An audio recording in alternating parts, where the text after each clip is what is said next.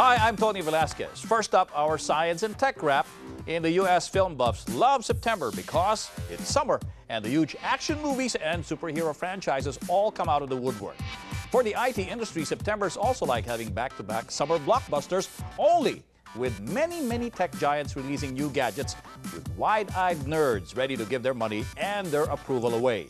And September is bringing a full roster of new stuff from smartphones to tablets to cameras to the combination of all three. Also this month, Angry Birds maker Rovio gives the pigs a chance to redeem themselves with a new Angry Birds spin-off called Bad Piggies. I like that. Check this out.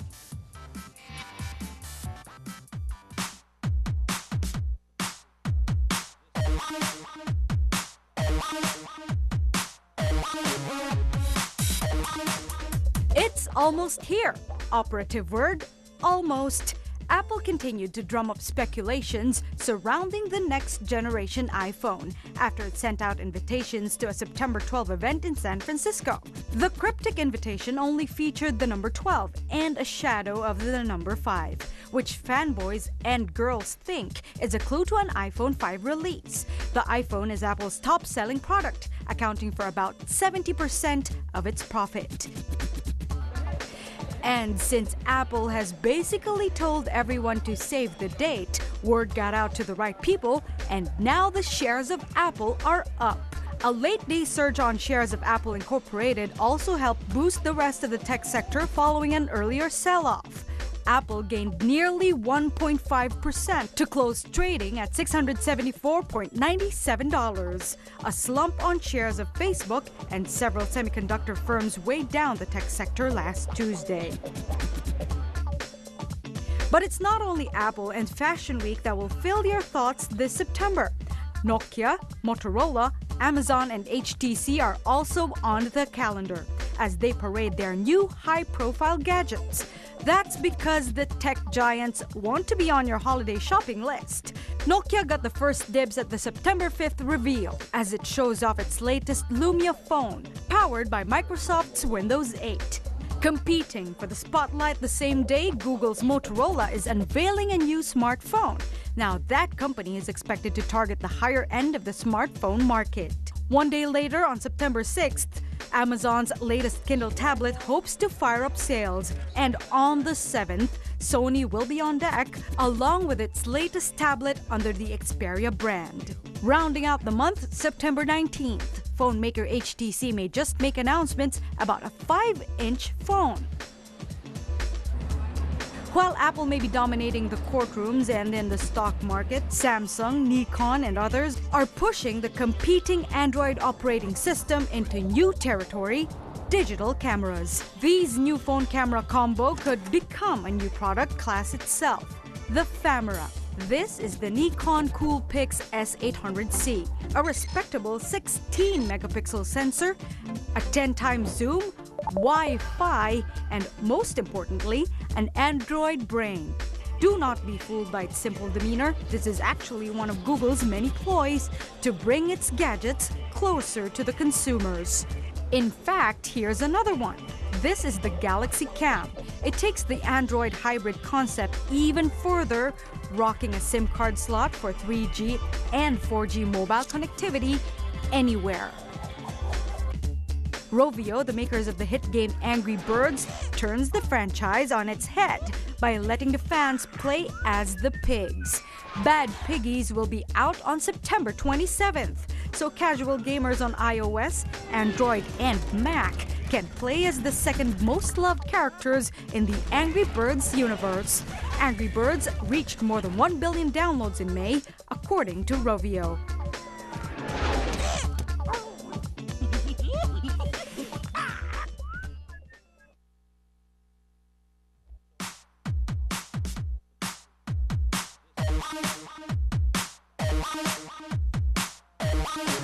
All right, well, Filipino tech talents are right up there with a who's who of the computer technology industry. In Silicon Valley, the engineers, programmers, and developers get more spotlight than any other computer or gadget. Various companies fight tooth and nail for the right people in what the tech industry now calls the war for talent. But instead of waging the war with the biggest hirers of the world, the Filipino talents are here in the Philippines, giving back to their countrymen. And joining me now here in the studio is Paco Sandejas. He's the founder and managing partner of Nara Venture Capital. Doon pala, nakikita nyo na, homegrown, Nara eh. Diba? Dapat maple or oak. And a board member of the Philippine Development Foundation, or PhilDev. PhilDev is conducting mentorship programs for Filipinos where they hopefully will learn concrete steps and real tips from Filipino technopreneurs who've had successes in Silicon Valley. Paco, Dr. Sandejas, thanks very much for coming over. My pleasure. Thanks for having me. All right. Thank you for sitting in that glowing green chair. You're with Yeah. De La Salle, right? I'm on the board of advisors. Yeah, that's of why we producer. picked the green chair. Okay. But I graduated from UP. Oh, really? Okay. Well, I'm wearing maroon underneath, but I won't show you. So did I.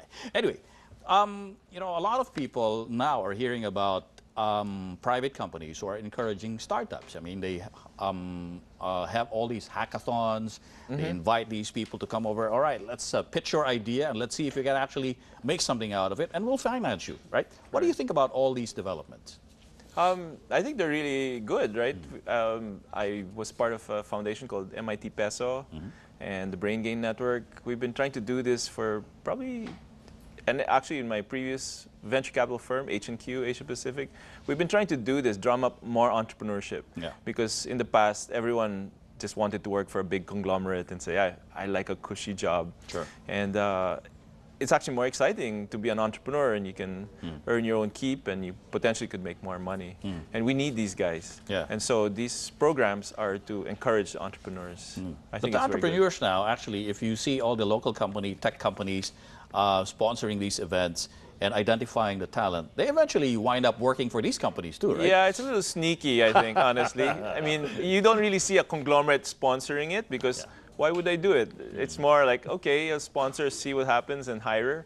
Yeah. I think the more natural sponsors of the entrepreneurship events might be foundations like PhilDev, right? But when it's our company sponsoring it, you kind of wonder, like, okay, is my company going to be recruiting the guys? Yeah. Or her company going to recruit the guys? But it's good for natural. it's good for the local IT or tech community because it brings out more talent that would otherwise have been obscured, right? Right. I think there will be also some companies, lucky if they can take off their own selfish shareholder hat and say, I'm going to do this because I want to drum up more activity. You might be able to fund those guys. Yeah. And then some of them do it as a CSR. I heard the telcos are doing it for their CSR. But they may be eventually buying talent. In the States now, the big thing is called acqui-hires. Acqui-hire. Acqui-hire is a very overused word now in Silicon Valley, where venture capitalists will invest in a company, and then somebody will buy the company, but they're not really buying the technology. They're just acquiring talent. So it's an acqui-hire. You acquire, but really to hire. Amazing stuff, huh? Yeah. Is that what you want to see happen here in the Philippines? No, no one really likes acqui-hires. It's kind of a cop-out. Yeah. Even a venture capitalist, if you make an investment and your company gets acqui-hired, it's like, not really exciting, or sure, I made some money, but it's not something you would really be proud of. I'd be really proud if my technology is in the hands of every Tom, Dick, and Harry. Yeah. Now, I got to ask you this, because you're saying you're a little bit averse to the idea or concept of acqui-hire, the way they're doing it in Silicon Valley, but now you're hearing this in PhilDev, and PhilDev is going to come up with a program next week, a forum, that's called Bringing Silicon Valley to the Philippines. Right. So it's not going to bring all these practices to the Philippines. I mean, it's just going to encourage more technopreneurs to come out. Right. I think getting more entrepreneurship here in the Philippines is not going to be a very quick solution that we will see. Actually, we've been doing it for 10 years now. It's a slow progress, and what really has to happen first and foremost, and PhilDev is trying to push this, is first we need more talent who are really deep technologists, deep engineers. Because you can't really have a serious technology company if there's no one really innovating. So our first program of action is to really have more researchers, master's degree, PhD, that level. Yeah. Even the Google guys were PhD guys at Stanford. And even the dropouts, they say, oh, you don't need a college degree, you have a dropout. But really, the dropout level of Bill Gates and Steve Zuckerberg, Jobs. those guys are almost like a master's PhD level. They're just that smart. So PhilDev's trying to do that. But then after you have these technologies, you need to give them the kind of business management tools. You have to know how to put business plans, how to do product marketing. People, I think, read about Steve Jobs and how obsessive he was about the real perfect product, right? That's a skill that is hard to just have. You have to learn it, or some people are born with it. Now, a lot of young guys are going to be watching and say, I want to be like Paco Sandejas. I mean, how did you start out? Me, I was just blessed to have good mentors and life coaches, given the chance to learn, and then maybe lucked out, did well in school, ended up with a scholarship to Stanford, and there I saw how it really happened, ended up in the right job. Actually, I was lucky also in my research. I ended up in a program that came up with some inventions that me, my professor, and another professor who's now at Stanford, we invented the grating light valve, and I saw, wow, how people gave us money to start a company. I'm like, wow, this is so cool. What was the inspiration for that? All right, anyway, we're going to be talking a little bit about the grating light valve. For the uninitiated, it's not a way to actually make grated cheese. The grating light valve. You use that for, what is it, displays? Displays, yeah. Monitor TVs, displays, right? Planetariums. Yeah, so you go to the Griffith Observatory. It's kind of like the higher end of what we have at MOA, that planetarium. The higher end version of that, if the owners had invested in a nicer one. It's the same maker, but they have a high-end one. It's called the Digistar 3, which is like the ultimate laser projector. And the light valve there is our invention at Stanford. But how did you come about the inspiration for doing something like that? Actually, it was funny. It was funded by the U.S. Army. It was for telemetry at the wingtips of Air Force most consumer electronics goes, it's for military purposes. And they were thinking of like head-mounted displays, little TVs. But then it's like, wow, you know, the Samsung guys started going to our labs. Intel went to our lab. Gordon Moore, founder of Intel, like, he was in our lab. Like, wow, we can commercialize this for really nice TVs. And at that time, projection TV was still kind of the hot thing. And so we thought we should commercialize this. And so my professor went and started a company. Now, would you have had that idea if you weren't working, say, for a company? No, I don't think so. It was luck. I mean, I was lucky to be in the right time at the right place. Stanford at that time had the first set of tools for what they call today nanotech. Wow. Okay. And so I was a pioneer in nanotech. And at that time, we used to call it micro-electron machines, or MEMS, or micro machines.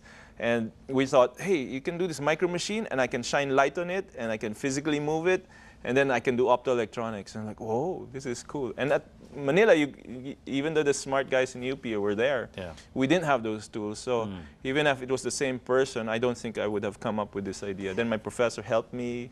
So all sorts of things fell into place. See, you see, Paco, I think that the kind of confluence of maybe people and events in your life help you to get where you are. And, and it's a kind of, I guess, combination that we want a lot of our local talent to have. Because you say there's a lot of talent here that you can tap, but they don't have those kinds of environments, right? I mean, you don't have a Stanford where you actually have the kind of research laboratory. I mean, how is it going to happen here that you could bring or replicate something like that in the Philippines? Just wait till PhilDev gets its act together. No, but that's a very good question. I think the Philippines, we have the human resources, obviously. We're doing BPO work, but you know, we'd like to move up the value chain. And so PhilDev looks at this and says, we have raw talent. Let's give them the right training. Let's give them the right tools. And so part of the Silicon Valley comes to the Philippines, so October 8th in Manila Peninsula next month. What we're trying to do is give the guys here the chance to interact with world-leading researchers. For example, we're bringing as keynote speaker Dr. Eric Brewer, who we work with in UP and at Berkeley. And he's going to keynote this. And that interaction of top researchers in Silicon Valley and the top brains here in the Philippines hopefully will help us leapfrog and say, hey, we can solve Philippine problems and problems of the developing world with cutting-edge technologies that are available in the U.S., and maybe we can innovate also in the Philippines and join forces. But you know, in the U.S., I would surmise that there's a lot of government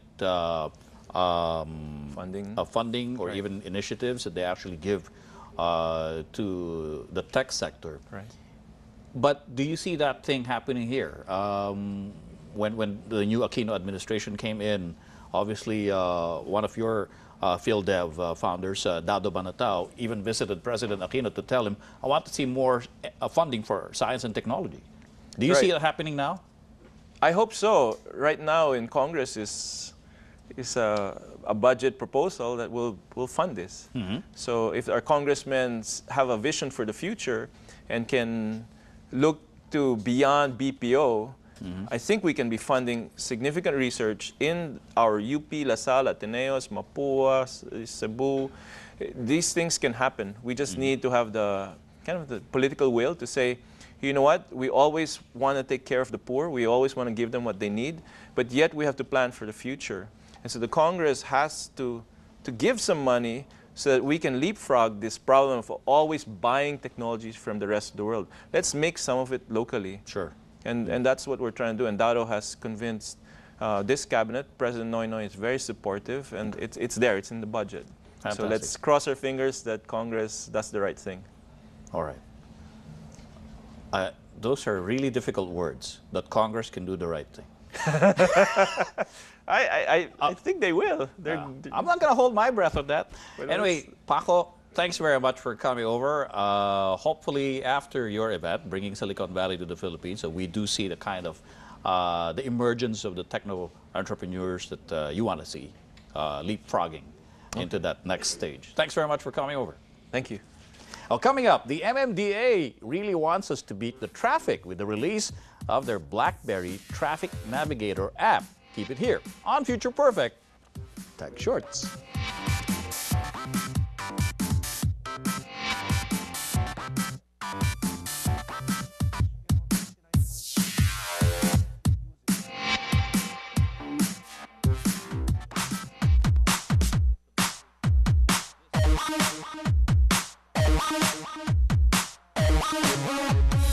Welcome back to Future Perfect Tech Shorts. These days, there's nothing we fear more than the hassle of the daily commute.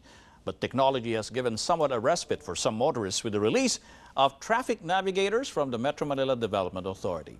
Now, for the longest time, only the agency's Twitter followers, iOS and Android users can go out on the road with an informed expectation of the volume of traffic. But now, BlackBerry, yes, remember that? BlackBerry? Yeah. They can now get traffic updates as the MMDA Navigator joins the app world. And joining me here on Future Perfect is John Bibal II, co-founder of the Philippine BlackBerry Developer Group. He's also one of the developers of the MMDA Traffic app for BlackBerry. John, thanks very much for coming to the show. Yes, thank you very much. Now, the BlackBerry app, the MMDA app for BlackBerry came out several months ago, a few months ago. In March 8th, to be exact. Okay. How was it when it first started up? Actually, we have a good number of downloads on the first day, around 900. Okay. And up to this date, we are on 48,000 downloads now. 48,000. When did you first begin developing apps for the BlackBerry? Actually, I started developing applications for BlackBerry since 2006. 2006. But you're actually fresh out of school about 9 years ago, right? Right. Right. So you only started about 3 years after graduating. Yes. Okay. Why BlackBerry for you? Yeah, because before I started working for a mobile company, the project I handled was BlackBerry. So that's the only... So you developed your coding skills for BlackBerry? Yes, it's a corporate application. So I do BlackBerry development for a living, actually. Okay. And which leads me to my next question. How is BlackBerry doing now? I mean, by way of app development.